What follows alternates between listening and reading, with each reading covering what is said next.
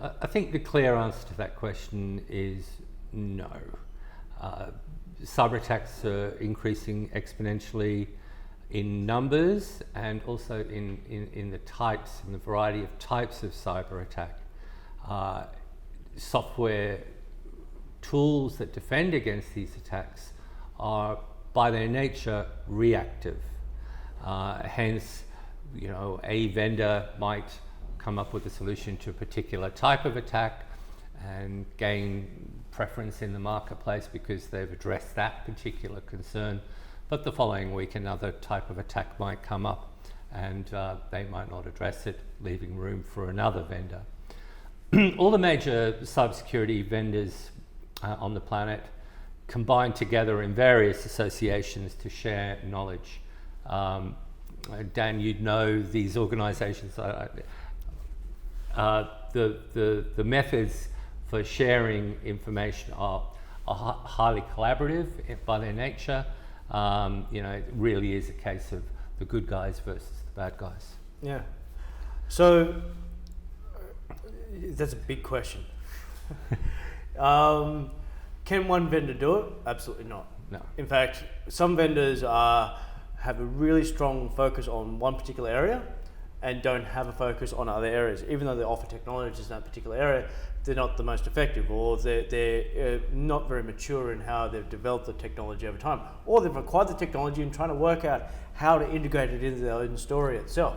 Yeah. There are a lot of those type of things out there. I don't want to talk about which vendors because I don't want to sort of piss them off as I'm talking, but all of them have strengths and weaknesses. Yeah. Okay. But in addition to that one itself, okay, you're only as good as the vendor's technology or capability to keep up to date. Yeah. Okay. Sure. Some technologies like firewalls change rapidly based on the different versions of the technologies they actually operate. Yeah. They may have a common user interface, but the actual version's effectiveness may not be as good as what it used to be, or may have gotten better. You never know. Yeah. Those things Those things happen all the time in the marketplace. Secondly, do you want to actually have? They often have what they call common intelligence systems behind the scenes. So when I talk about common intelligence systems, there's pattern matching, heuristics, semantics, and of course the good old-fashioned signatures that still hang around. Okay. Signatures are typically not used as much, but those pattern matching, heuristics, and semantics aspects associated with the actual delivery and the identification of threats or concerns itself. If one vendor is providing the information for all your different security components and they don't have a rule or a structure or an algorithm that identifies a threat, your whole environment's exposed. Okay? So most businesses will take a multi-vendor approach when it comes to their security environments. Secondly, there are a bucket load of technologies that can do from a security perspective. There's firewalls, there's IPSs, there's proxies, there's VPNs, there's antivirus technologies itself, you've got DLP, you've got mail gateways, you've got all these different pieces of technology that fit together to give you your cybersecurity structure behind it from there. Do every single one vendor provide all of those ones? No. The answer is no, there isn't. No. Will you always need to have multi-vendor? Yes. Yeah. Is it good to have multi-vendor? Yes, because it actually reduces the risk because it means that you've got multiple different avenues to identify threats based on the capability and the maturity of the vendors actually involved. Do you think that SIEMs have got a limited life? It seems to me are overloaded, inundated. They're configured up to monitor ever-increasing volumes of log files.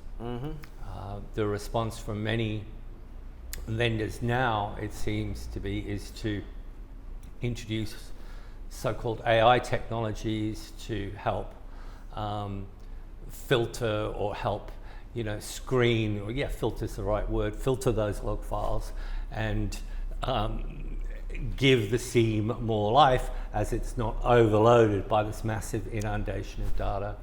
So, biggest limitation around SIEMs isn't actually the data. Right. Okay? It's the ability to be able to decipher information from the data. Okay?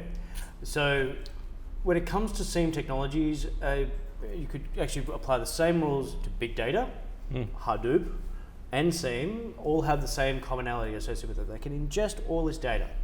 They can create metadata fields. They can do tagging. They can do all these different types to identify the data more effectively itself. But in essence, it comes down to what are you actually looking for, okay?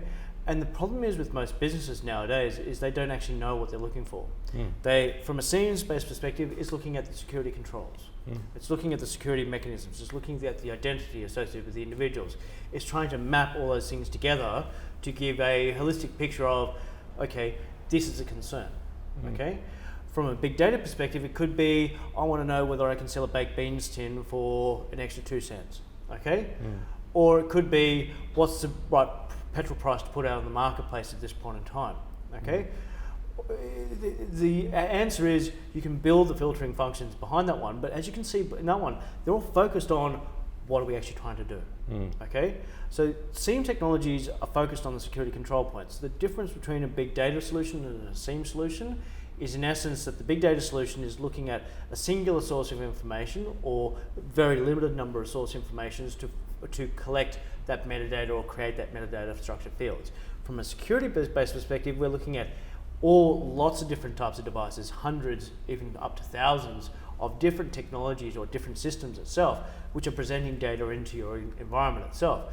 That creates more complexity because each one of the vendors that you have in those environments presents it all in a different format, in a different structure, with different tagging or identifying functions that they all use because they have different capabilities. Sure. So therefore, is a SIEM going to be still relevant? Yes.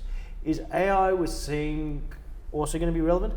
The answer is yes, but it will take time, okay? And it's going to take longer than it would do on a big data solution or even a Hadoop platform itself, mainly because you don't have as limited number of fields of sources of information that is presenting information data to.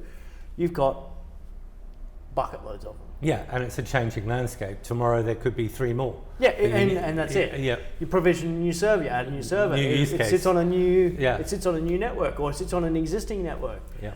You You work from home. All of a sudden you have a totally different network topology and you have to address that. And that's right, exactly. So therefore, how do you differentiate those bits and pieces in that Yeah. instance?